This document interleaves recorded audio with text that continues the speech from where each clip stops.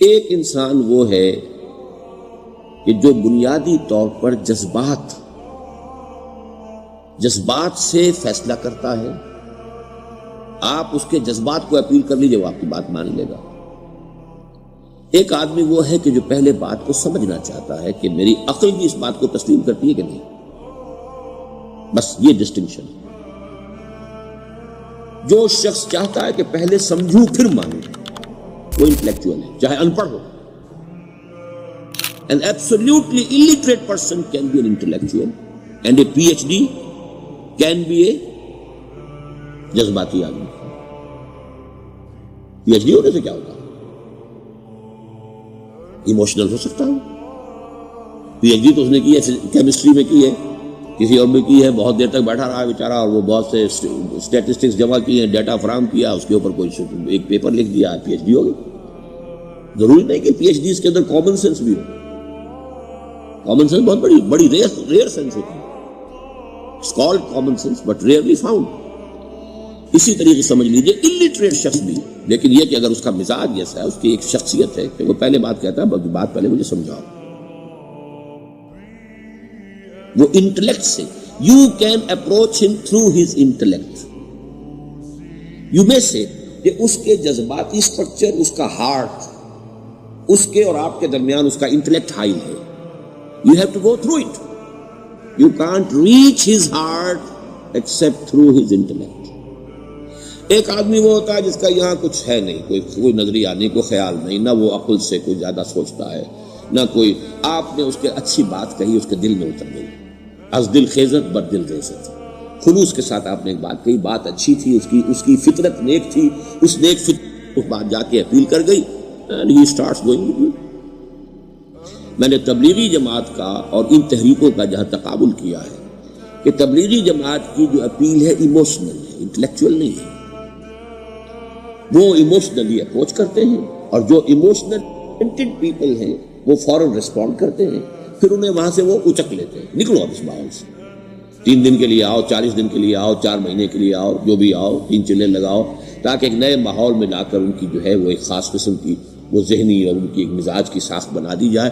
تو یہ طریقہ بہت صحیح ہے. It's very perfect. ان کی میتھڈالوجی میں کوئی لوپ ہول نہیں ہے، یہ میں آپ کو بتا دیتا ہوں. اس لیے کہ آج اس کے شخص کے دل میں ایک اچھا جذبہ ابھرا ہے، اور وہ کل ہو سکتا ہے نہ رہے. You cash it. ابھی کیش لو، ان سے نقد لو، نکالو بھائی، وقت نکالو، نقد. اور ان کا بڑا پیارا جملہ ہے، گھر گئے تو گر گئے. بڑا پیارا جملہ، گھر گئے تو گر گئے. یعنی یہی وعدہ تو کر لو نا کہ بھائی ارادے تو کر لو. بڑا پیارا انداز ہے یہ. بھائی ارادے تو کر لو. وہ ارادہ کر لیا تو آپ ایک وعدے کی وجہ سے بند گئے. اب یہ کہ اچھا بھائی چلو نکلو. اب نکل گئے تو پھر تو ان کے قابو میں آئی گئے. اب آپ انہوں نے 24 گھنٹے وہ آپ کو جو ہے اس میں رکھنا ہے کہ وہ آپ اپنی ساری سوچ وہ سب کی سب جو ہے وہ سب جاتی رہے گی. تو یہ اپنی جگہ پر اس سے ویری پرفیکٹ میتھڈالوجی، لیکن اس کی اپیل لمیٹڈ.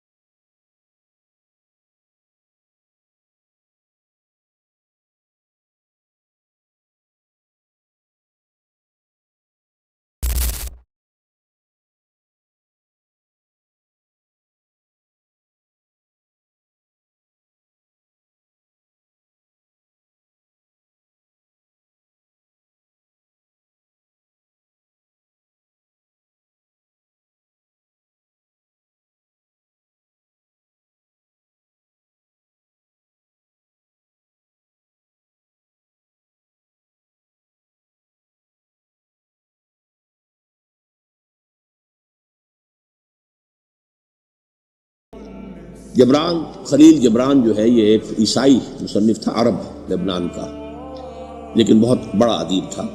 اس کا ایک جملہ ہے، عقل سے روشنی حاصل کرو لیکن جذبے کے تحت حرکت کرو.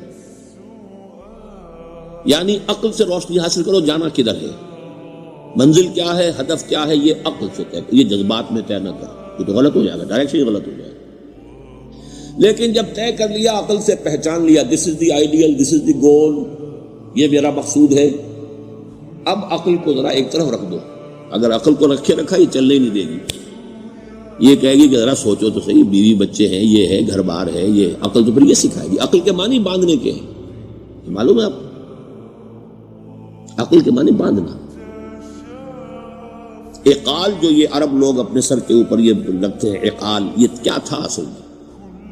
یہ عرب بدو جب ہوتا تھا، بدو وہ اپنے سر پر ایک رسی باندھ لیتا تھا کہ جہاں کہیں جو اونٹ سے اترے گا وہ رسی اپنے سر پر سے کھولے گا اور اونٹ کا گھٹنا اس سے باندھ دے گا۔ ایک گھٹنا باندھ دیتا تھا تاکہ اب یہ اونٹ دوڑنے کے قابل نہیں رہا، 3 پاؤں سے اچک اچک کر، ادھر سے کوئی کیکر کا درخت ہے کچھ کھا لے گا، کہیں اور چلا جائے گا، دوڑ تو نہیں سکتا۔ اس رسی کو وہ عقال کہتے تھے۔ اب جب اس نے پھر چلنا ہے، سفر شروع کرنا ہے، وہ رسی اونٹ کے گھٹنے پر سے کھولی اور اپنے سر پر باندھ لی۔ یہ عقال تھا جو اب یہ سنہری عقال باندھے پھرتے ہیں بادشاہ لوگ۔ That is the basis of their عقال۔ کہ ایک شخص نے عرض کیا، اللہ کے رسول، کیا میں اونٹ کو پہلے باندھ دوں پھر اللہ پر توکل کروں، یا چھوڑ دوں پھر توکل کروں؟ آپ نے فرمایا، اسے باندھ دو پھر توکل کرو۔ پہلے اس کو باندھ دو پھر توکل۔